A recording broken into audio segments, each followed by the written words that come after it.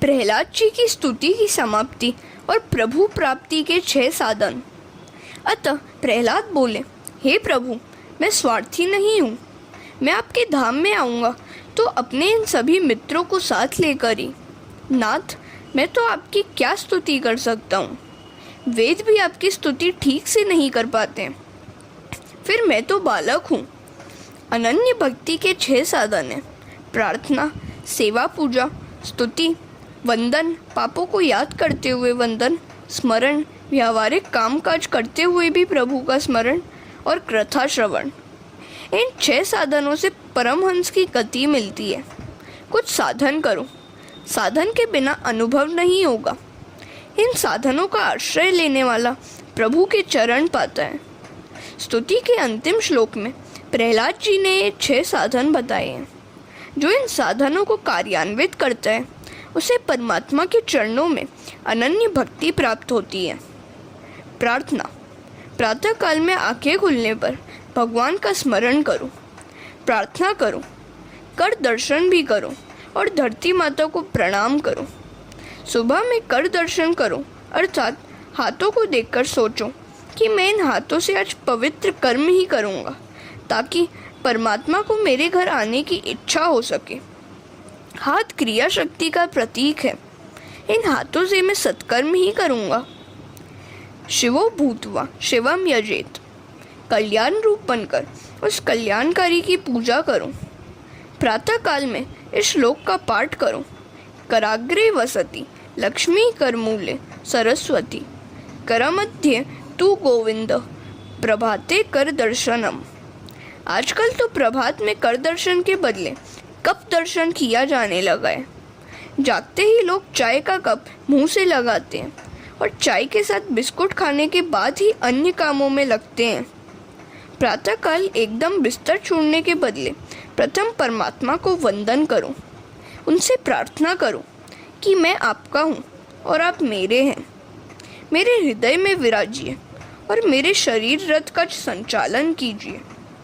प्रातःकाल में दीनता पूर्वक प्रभु से प्रार्थना करो, हे कृष्ण, आपने जिस तरह अर्जुन का रथ चलाया था उसी तरह मेरे शरीर रथ के स्वामी बनिए। भटकने वाली इंद्रियों को रोकिए, मेरे इंद्रिय रूपी घाड़ों को संभालिए, मेरी रक्षा कीजिए। यदि श्री कृष्ण तुम्हारे शरीर रथ के सारथी बनेंगे तो रथ नियत स्थान पर पहुंचेगा, और अगर तुम्हारा मन सारथी बनेगा तो तुम्हारा रथ गड्ढे में गिर जाएगा।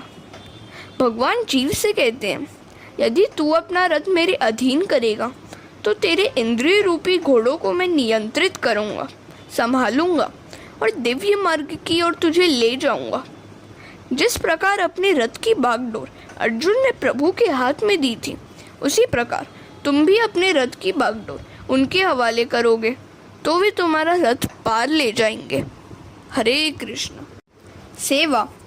पूजा स्नान आदि से निवृत्त होकर एकांत में प्रभु की सेवा और उपासना करो। स्तुति।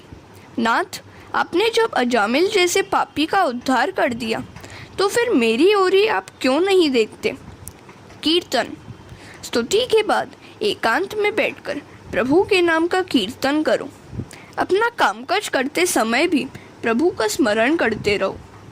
कथा श्रवण। प्रभु के प्यारे सच्चे संतों से समागम करो। उनके श्रीमुख से कथा श्रवण करो। हो सके तो रोज कथा सुनो। यदि कथा न सुन सको तो रामायण भागवत की कथा का वाचन करो। प्रेम पूर्वक उसका पाठ करो। स्मरण।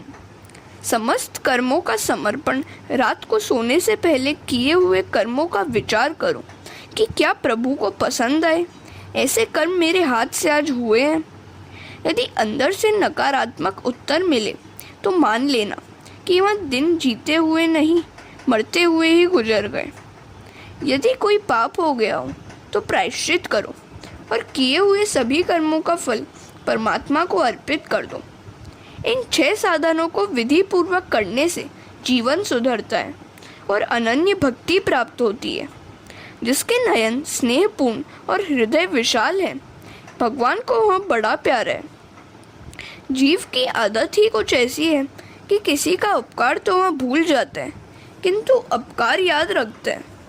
जीव जो चाहता है वह सब कभी नहीं होता। भगवान जो चाहते हैं वही होता है। ईश्वर से कुछ भी ना मांगना। यदि कुछ मांगोगे तो वह व्यापार सा ही हो जाएगा। नरसिंह स्वामी ने प्रहलाद से कुछ वरदान मांगने को कहा। प्रहलाद तो निष्काम भक्त थे, अतः वे कुछ भोगादि नहीं मांगते हैं। जो प्रभु की सेवा करे और उसके बदले में कुछ मांगे वह तो बनिया है। भगवान की भक्ति भाव के लिए करनी है, भोग के लिए नहीं। भोगार्थ भक्ति करने वाला व्यक्ति भक्त नहीं है, बनिया है। बनिया वह है जो देता तो अल्प ही है और अधिक पाने की इच्छा करता है। अपने लिए ठाकुर जी को कभी तकलीफ मत दो।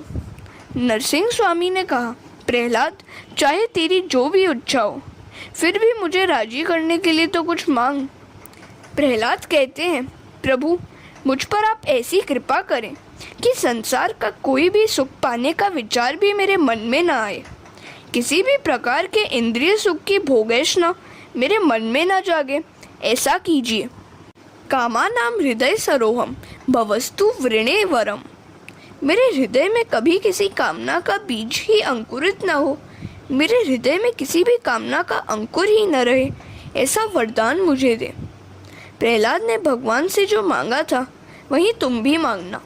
प्रहलाद कामस्य नहीं कामानाम बोले थे।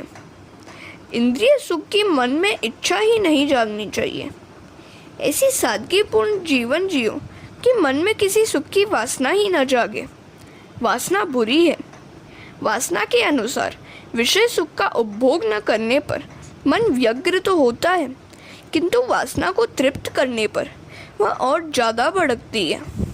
सांसारिक सुख का उपभोग करने की इच्छा ही महादुख है। जिसे किसी भी सुख की इच्छा नहीं है वही सच्चा सुखी है।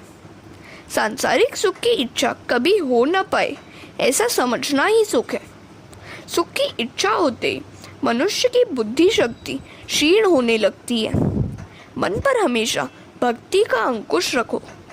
प्रहलाद ने वरदान भी कैसा मांगा, वासना की जागृति तेज का नाश करती है, सो ऐसो कृपा करो कि मेरे मन में वासना जागे ही नहीं। गीता में कहा गया है, सर्व काम्य कर्मों का और सर्व इच्छाओं का त्याग ही संन्यास है, ऐसा महात्मा कहते हैं। काम्यानाम कर्मणाम न्यासम संन्यासम कवियो विदु। हरे कृष्णा। जीव निष्काम होता है तो उसका जीव भाव नष्ट हो जाता है और फिर वह भगवान के साथ एक हो जाता है। जीव ईश्वर रूप बनता है। पुण्य भी मुक्ति में बाधक है। विवेक से पुण्यों का क्षय करो। मेरे स्वरूप का निरंतर ध्यान करो। पाप लोहे ही जंजीर है और पुण्य सुवर्ण की जंजीर है।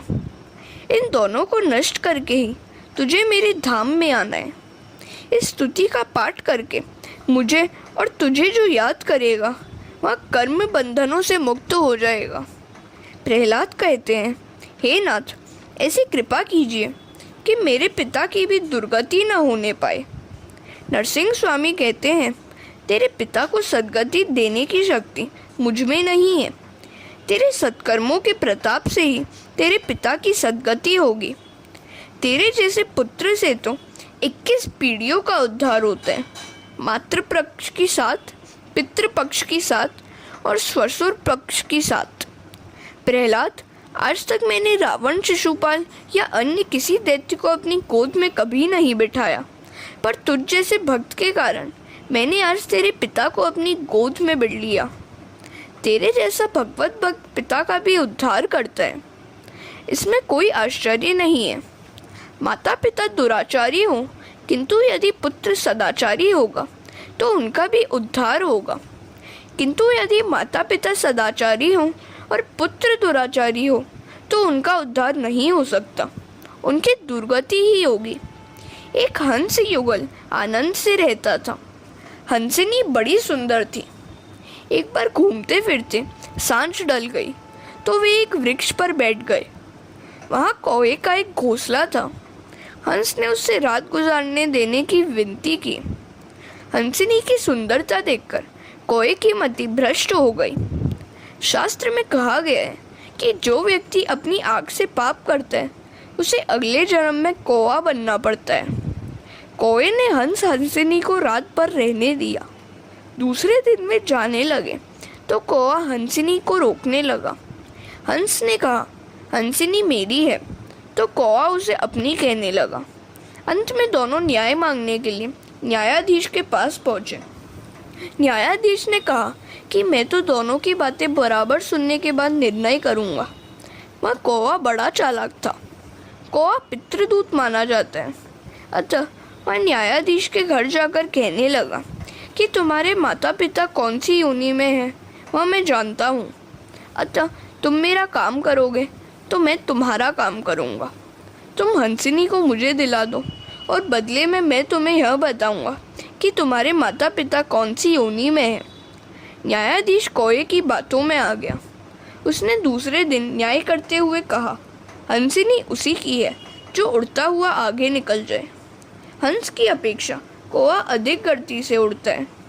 कौवा उड़ता हुआ हंस के आगे निकल गया तो न्यायाधीश ने हंसिनी उसी के हवाले कर दी। अब न्यायाधीश ने कौवे से अपने माता पिता के बारे में पूछा। कौवे ने उसे कूड़े के ढेर के पास ले जाकर कहा, यहाँ 2 जंतु ही तुम्हारे माता पिता हैं। अन्यात्री पुत्र के माता पिता की ऐसी ही दुर्गति होती है। पिता के सिर बड़ी भारी जिम्मेदारी होती है। वह यदि अपने पुत्र को संस्कारी न बनाए तो उसका पुत्र ही वैरी बन जाता है। प्रहलाद, तू अशांत न होना। तेरे पिता का उद्धार हो गया और साथ साथ तेरी 21 पीढ़ियां पवित्र हो गई हैं। हरे कृष्ण। सुखदेव जी वर्णन करते हैं, राजन, अब तो तुम्हें विश्वास हो गया होगा कि भगवान के दंड में भी करुणा है।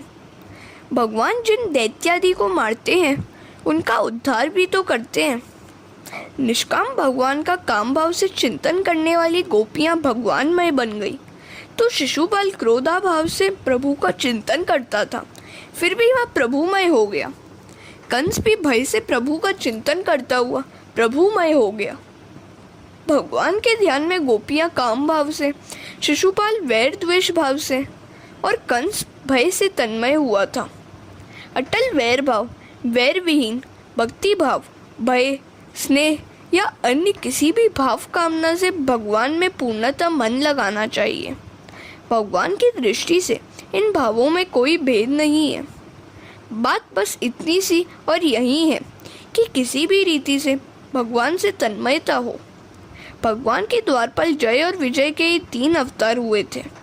हिरण्याक्ष और हिरण्यकश्यपु यह लोभ का अवतार था। रावण और कुंभकर्ण यह काम और प्रमाद का अवतार था। शिशुपाल और दंतवक्र यह क्रोध और अभिमान का अवतार था। प्रहलाद जी ने अपने पिता के मृत्यु का अग्नि संस्कार किया।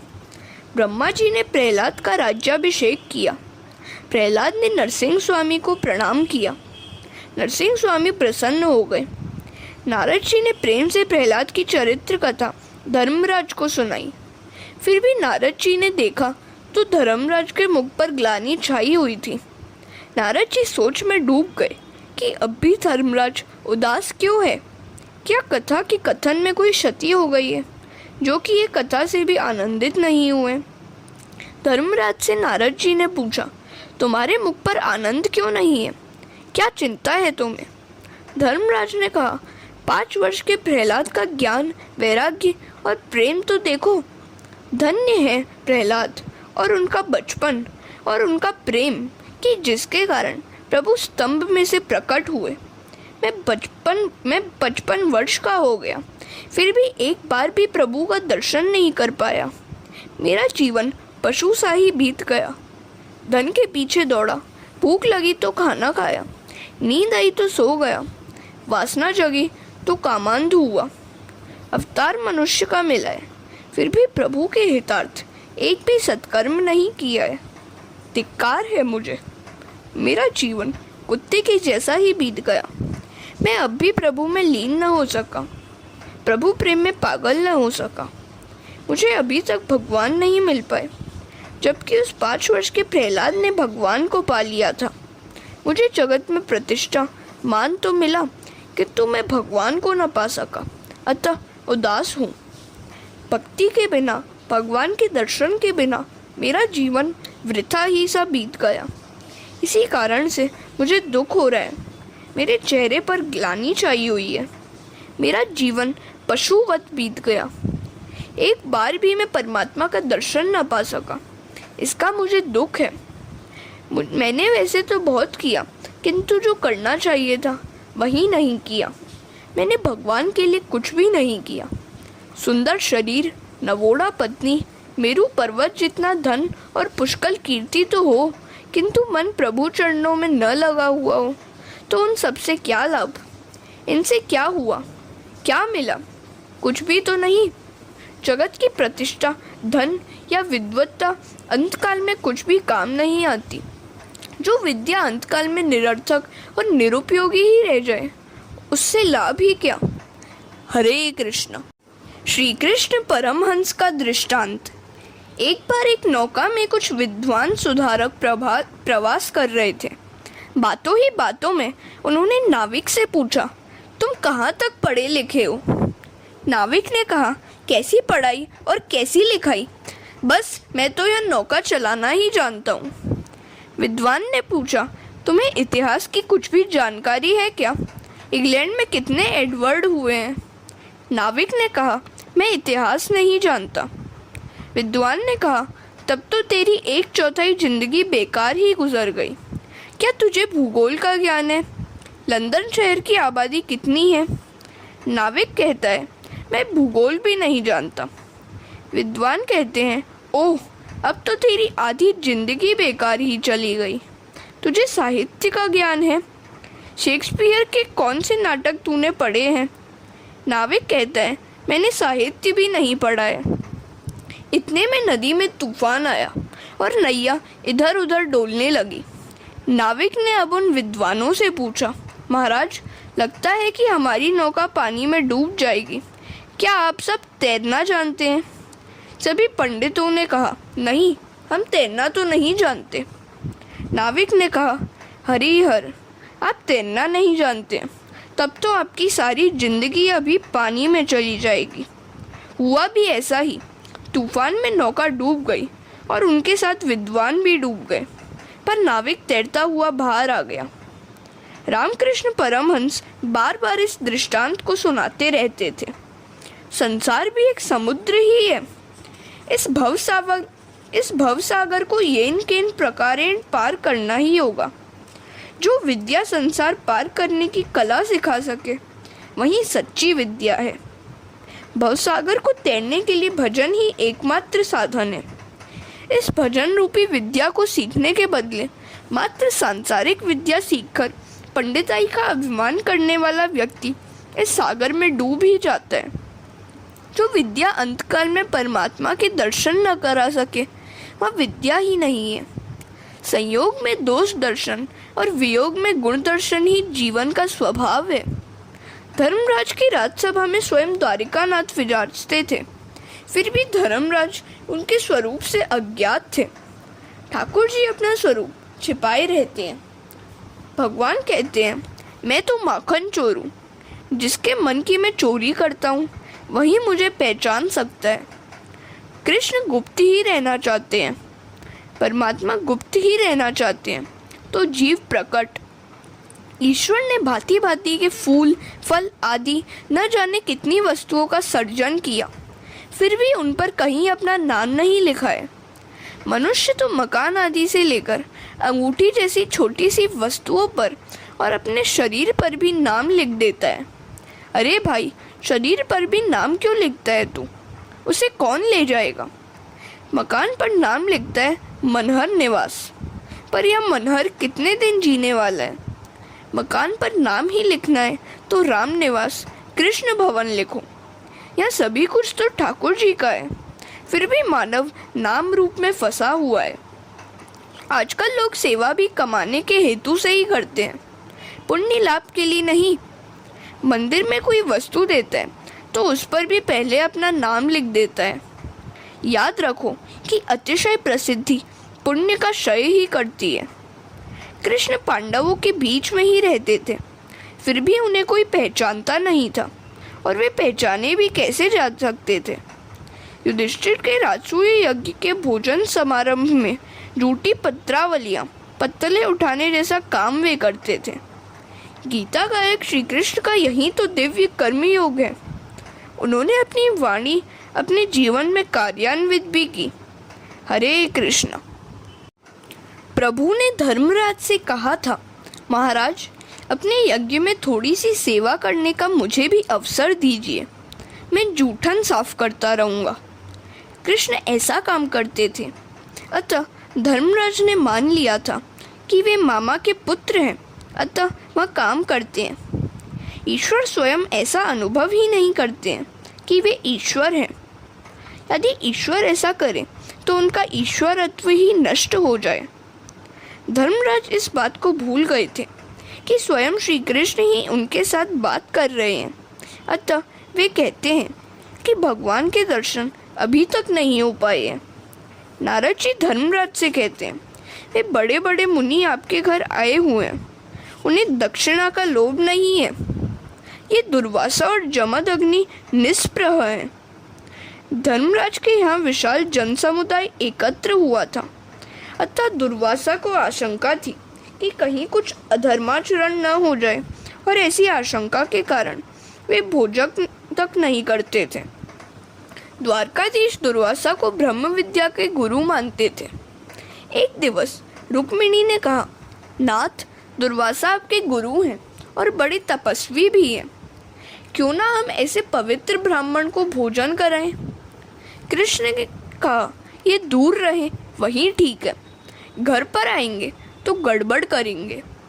रुक्मिणी ने अति आग्रह किया तो कृष्ण रुक्मिणी दुर्वासा को आमंत्रण देने के लिए पिंडारक तीर्थ आए। दुर्वासा ने कहा, भोजन की बात जाने दीजिए, मेरे आशीर्वाद हैं आपको। मैं क्रोधी हूँ, कहीं क्रोधवश कुछ शाप न दे दूं। किंतु कृष्ण रुक्मिणी के अति आग्रह के कारण दुर्वासा आने के लिए तैयार हुए। रथ में बैठे दुर्वासा ने उनकी परीक्षा करने का विचार किया और कृष्ण से कहा, मैं हूँ ब्राह्मण और तुम हो क्षत्रिय। क्या यह योग्य है कि हम एक ही आसन पर बैठें? अतः इन बैलों को हटाकर तुम स्वयं रथ को खींचो तो मैं आऊं। कृष्ण और रुक्मिणी रथ खींचने लगे। माताजी थक गई और प्यासी हो गई। वे बोली, ब्राह्मण बड़े विचित्र होते हैं, मैं ब्राह्मणों के घर में नहीं रहना चाहती। कृष्ण ने समझाया कि अब अधिक देरी नहीं है, धीरज रखो। तो रुक्मिणी ने कहा, मैं धीरज नहीं रख सकती, मैं इस प्रदेश में नहीं रहूंगी। कृष्ण ने कहा, नहीं नहीं, इस प्रदेश को कभी न छोड़ना, इस गुजरात में हमेशा वास करना। और लक्ष्मी जी गुजरात में रह गई।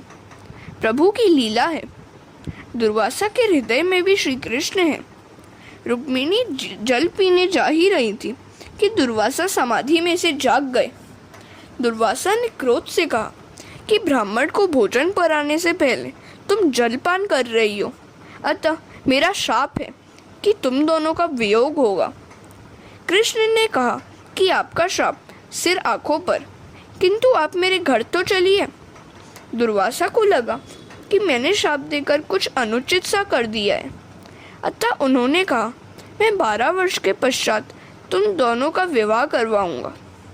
नारद जी धर्मराज से कहने लगे कि ऋषि तुम्हारे घर यहाँ कुछ खाने या लेने के लिए नहीं आए हैं, ये तो परब्रह्म परमात्मा के दर्शन करने के लिए यहाँ आए हैं। चिंतन करने पर भी उनके ध्यान में परमात्मा का स्वरूप आ नहीं सका, अतः वे उनका दर्शन करने के हेतु तुम्हारे यज्ञ में आए हैं। इन्हें तो दर्शन का लोभ है। राजन, तुम तो प्रहलाद से अधिक भाग्यशाली हो। परमात्मा तुम्हारे रिश्तेदार होकर तुम्हारे घर में रहते हैं। हमारे घर में भी भगवान है, किंतु नारद जी जैसे संत द्वारा दृष्टि मिलने पर ही उनका दर्शन हो सकता है। राजन, तुम भाग्यशाली हो कि परमात्मा तुम्हारी सभा में ही विराजमान है। हरे कृष्ण। नारद जी ने जब ऐसा कहा तो धर्मराज राजसभा में चारों ओर निहारने लगे, किंतु कहीं भी वे परमात्मा का दर्शन नहीं कर पाए। धर्मराज परमात्मा को पहचान ही नहीं सके।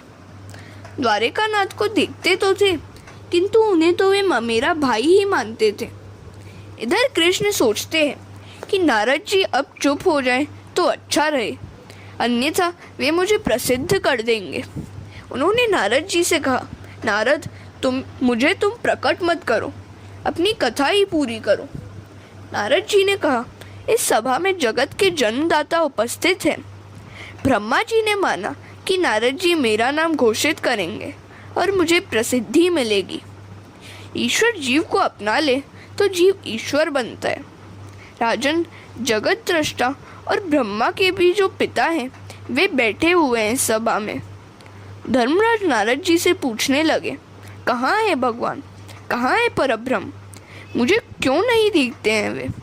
अब नारद जी से रहा नहीं गया। आज चाहे अप्रसन्न क्यों ना हो, मुझे उन्हें प्रसिद्ध करना ही होगा। नारद जी ने भगवान श्री कृष्ण की ओर इंगित करते हुए कहा, अयम ब्रह्म।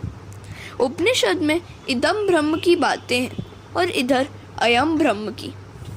इनके ही दर्शनार्थ ये सारे मुनि यहाँ आए हुए हैं। प्रभु ने सिर झुकाकर मुंह छिपाया, मैं ब्रह्म नहीं हूँ, नारद असत्य बोल रहे हैं। नारद जी ने कहा, अयम ब्रह्म। इन्हें असत्य बोलने का स्वभाव ही है। भगवान कभी कभी लीला करते हुए असत्य बोलते हैं। उन्होंने बाल्यावस्था में भी अपनी माता यशोदा से एक बार कहा था कि नाहम भक्षित वानम्ब, मैंने मिट्टी खाई ही नहीं है। ये सब बालक झूठ बोल रहे हैं। आत्मानुभूति कई बार होने पर भी दृढ़ता नहीं आती। दृढ़ता सद्गुरु कृपा से ही आती है। नारद जी ने धर्मराज को भगवान नारायण के दर्शन कराए और सारी बातें खोल कर बताई। अब मिश्र वासना के प्रकरण का आरंभ हो रहा है। 7वें स्कंद के 11 से 15 अध्याय में मिश्र वासना की बातें हैं। मनुष्य की वासना मिश्र वासना है। प्रथम मैं स्वयं उपभोग करूंगा और फिर भी यदि कुछ बाकी बचा तो ही दूसरों को दूंगा। यही है मिश्र वासना। संत की वासना सद्वासना है और राक्षस की असद वासना। दुर्जन जो कहता है वह हमें पसंद नहीं है और वैष्णव जो कहते हैं वैसा हमारा जीवन नहीं है। हरे कृष्ण।